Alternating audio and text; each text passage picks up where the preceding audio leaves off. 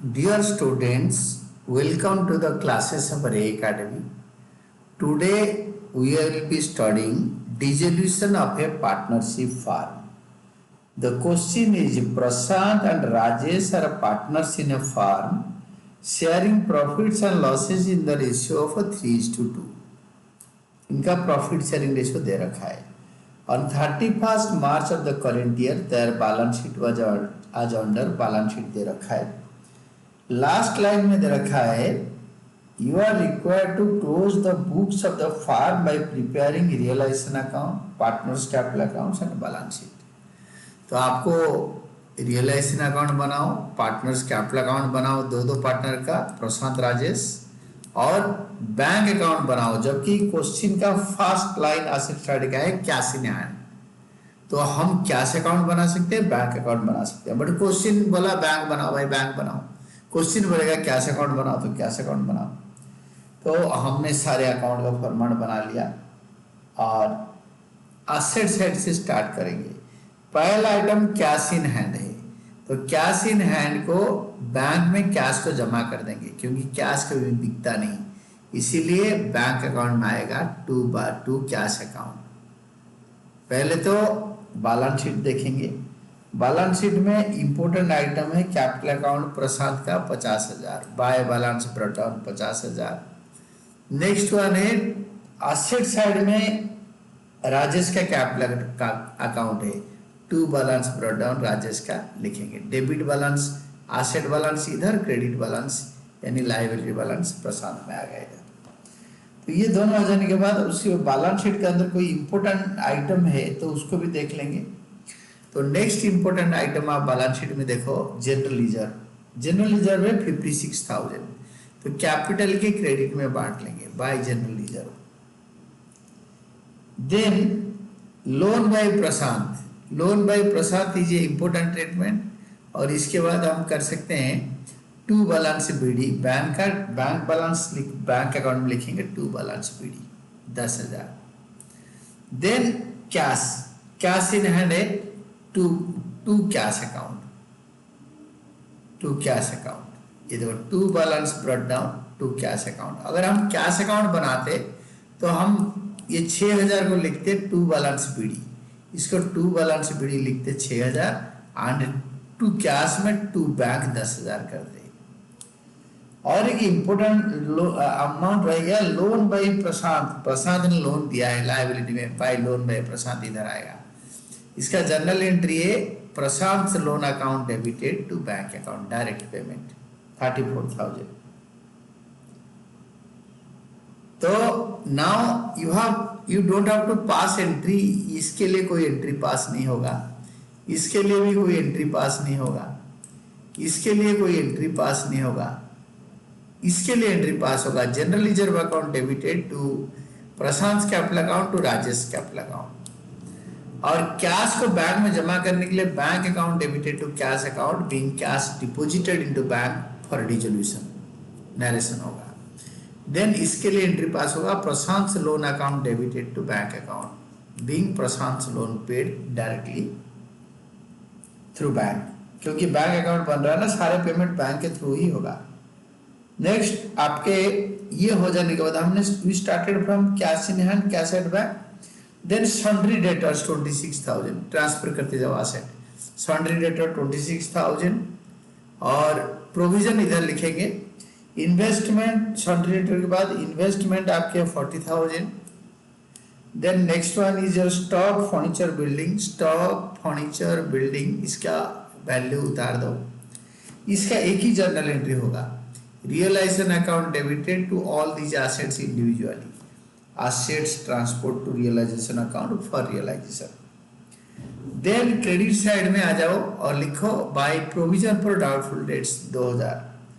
Debtor पूरा value में यहाँ पे 26,000 और प्रोविजन यहाँ पे 2,000. ऐसे नहीं हो सकता कि आप डेटर से प्रोविजन माइनस करके यहाँ पे 24,000 चढ़ा दो, वो नहीं होगा. इसका जर्नल एंट्री होगा provision for doubtful debts to realisation, या इसको बैंक ओवरड्राफ्ट और के साथ ही पास कर दोगे. बैंक ओवरड्राफ्ट भी है ना, ये दोनों का एक ही एंट्री कर सकते हो. Provision for doubtful debts account debited, bank overdraft debited to realisation 32,000। At a time एक ही एंट्री पास करके इसको निपटा सकते हो। देन नेक्स्ट वन इज, इसको ट्रांसफर कर देने के बाद ना हम लोग क्या करेंगे ना, इसका जनरल एंट्री हो गया।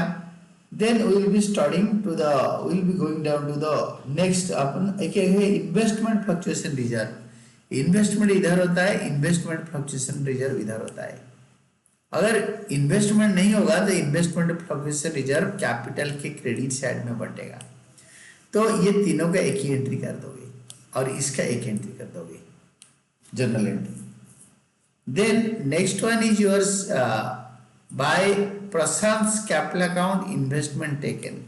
गो डाउन टू द एडजस्टमेंट, मैं पढ़ता हूँ, सुनो।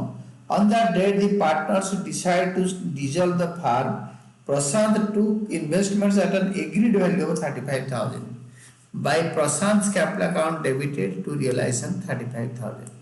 Realization account investment taken. हर जर्नल का डबल पोस्टिंग हुआ। जब बैलेंस शीट से जो आइटम लिया उसको एक एक बार लिखा, पर जब हम एडजस्टमेंट पढ़ेंगे दो बार।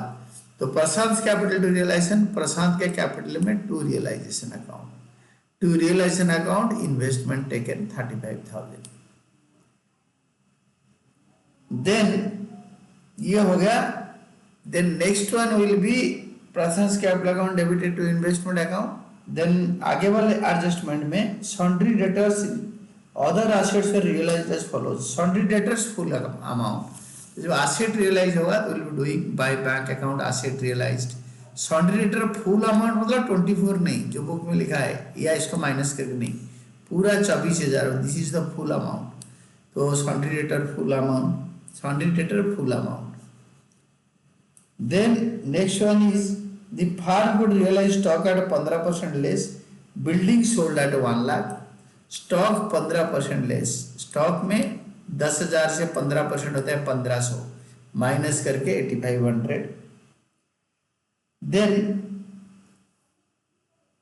देन अगर आगे कुछ बताया नहीं है तो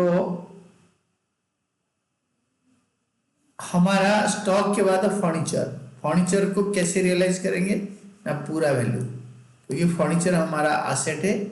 नहीं भी बोला है कुछ क्वेश्चन के अंदर, कहीं कुछ नहीं बोला है, तो इसलिए हम फर्नीचर को पूरा रियलाइज कर दिया।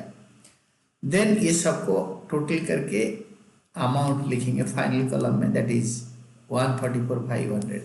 Bank account debited to realisation account, bank में टू रियलाइजेशन 1,44,500। देन क्योंकि हर एडजस्टमेंट दो जगह पे पोस्टिंग होगा, समवेयर और अदर। तो next one is regarding payment, compensation paid to employee by the firm is 10,000। तो to bank account liability and expenses paid, compensation overdraft तो ऑटोमेटिकली बोले ना बोले जबरदस्ती पे करना पड़ेगा लायबिलिटी को। ये this is not a liability, investment fluctuation fund and provision for bad debt, ये कभी पे नहीं होता, खाली बैंक ओवरड्राफ्ट पे होगा। वर्कमैन कंपेंसेशन पे होगा 10,000, ये दोनों पेमेंट करेंगे। रियलाइजेशन के खर्चा के बारे में कुछ दिया नहीं है, तो रियलाइजेशन खर्चा होगा ही नहीं। 40,000 जर्नल एंट्री होता है, realisation account debited to bank account. Bank में लिखो by realisation account 40,000। Then the things are over. और इसके बाद हम क्या करेंगे ना, हम बैलेंस शीट, हम पहले रियलाइजेशन अकाउंट क्लोज करेंगे। हमारा क्रेडिट साइड पड़ा है, टोटल लिखा, इसको डेबिट साइड में उतारा, यहाँ पे इस सारे को ऐड करके इससे माइनस करके डिफरेंस निकाला, which is profit, that is 45,500 to capital accounts hyphen profit on dissolution transferred in the ratio of 3:2। तो प्रशांत का 3/5 और राजन का 2/5। Realisation account debited to Prashant capital account to Rajesh capital account. तो राजेश और प्रशांत के कैपिटल अकाउंट में बाय रियलाइजेशन अकाउंट इधर लिखो। This is done. अभी आप देखो ये साइड बड़ा है, क्रेडिट साइड बड़ा है, तो दोनों को टोटल करो, डेबिट साइड में लिखो, डिफरेंस निकालो टू बैंक अकाउंट, क्योंकि कैश बनाते थे टू कैश आता है। फिलहाल bank, Prashant capital Rajesh capital to bank, bank में by Prashant capital account by Rajesh capital account. और ये दोनों, ये बैंक अकाउंट को टोटल कर दो। अगर ये टैली हो गया तो आशा किया जा रहा है कि आपके आंसर पूरा करेक्ट होगा। And this was all about your answer. बार बार अगर वीडियो देखोगे तो डेफिनेटली अच्छी तरह समझ में आएगा, और एट ए टाइम पोस्टिंग करोगे बुद्धि खर्चा करके तो आंसर डेफिनेटली मैच करेगा।